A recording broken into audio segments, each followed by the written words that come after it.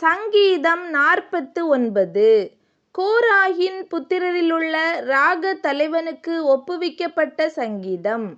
ஜனங்களே, நீங்கள் எல்லாரும் இதைக் கேளுங்கள். பூமியின் குடிகளே, சிறியோரும் பெரியோரும் ஐசுவரியவான்களும் எளியவர்களுமாகிய நீங்கள் எல்லாரும் ஏகமாய்ச் செவிகொடுங்கள். என் வாய் ஞானத்தைப் பேசும், என் இருதயம் உணர்வை தியானிக்கும்.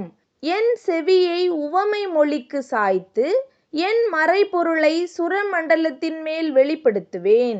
என்னைத் தொடருகிறவர்களுடைய அக்கிரமம் என்னை சூழ்ந்து கொள்ளும் தீங்கு நாட்களில் நான் பயப்பட வேண்டியதென்ன?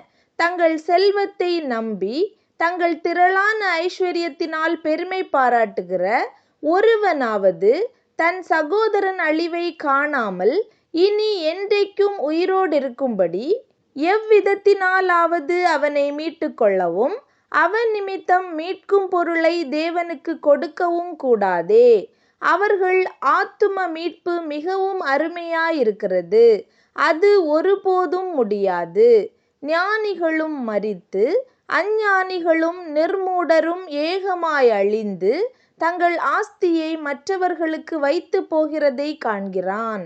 தங்கள் வீடுகள் நித்திய காலமாகவும் தங்கள் வாசஸ்தலங்கள் தலைமுறை தலைமுறையாகவும் இருக்கும் என்பது அவர்கள் உள்ளத்தின் அபிப்பிராயம். அவர்கள் தங்கள் நாமங்களை தங்கள் நிலங்களுக்கு தரிக்கிறார்கள். ஆகிலும் கனம் பொருந்தியவனாயிருக்கிற மனுஷன் நிலைத்திருக்கிறதில்லை, அழிந்து போகும் மிருகங்களுக்கு ஒப்பாயிருக்கிறான். இதுதான் அவர்கள் வழி, இதுதான் அவர்கள் பைத்தியம். ஆகிலும் அவர்கள் சந்ததியார் அவர்கள் சொல்லை மெச்சிக் கொள்ளுகிறார்கள். ஆட்டு மந்தையைப் போல பாதாளத்திலே கிடத்தப்படுகிறார்கள். மரணம் அவர்களை மேய்ந்து போடும். செம்மையானவர்கள் அதிகாலையில் அவர்களை ஆண்டு கொள்வார்கள். அவர்கள் தங்கள் வாசஸ்தலத்தில் நிலைத்திருக்க கூடாதபடி அவர்களுடைய ரூபத்தை பாதாளம் அழிக்கும்.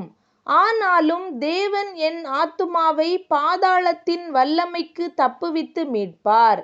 அவர் என்னை ஏற்றுக்கொள்வார். ஒருவன் ஐசுவரியவானாகி அவன் வீட்டின் மகிமை பெருகும்போது நீ பயப்படாதே. அவன் மரிக்கும்போது ஒன்றும் கொண்டு போவதில்லை. அவன் மகிமை அவனை பின்பற்றி செல்வதுமில்லை. அவன் உயிரோடிருக்கையில் தன் ஆத்துமாவை வாழ்த்தினாலும் நீ உனக்கு நன்மையை நாடினாய் என்று மனுஷர் அவனை புகழ்ந்தாலும் அவன் என்றென்றைக்கும் வெளிச்சத்தை காணாத தன் பிதாக்களின் சந்ததியை சேருவான். கனம் பொருந்தினவனாயிருந்தும் அறிவில்லாத மனுஷன் அழிந்து போகும் மிருகங்களுக்கு ஒப்பாயிருக்கிறான்.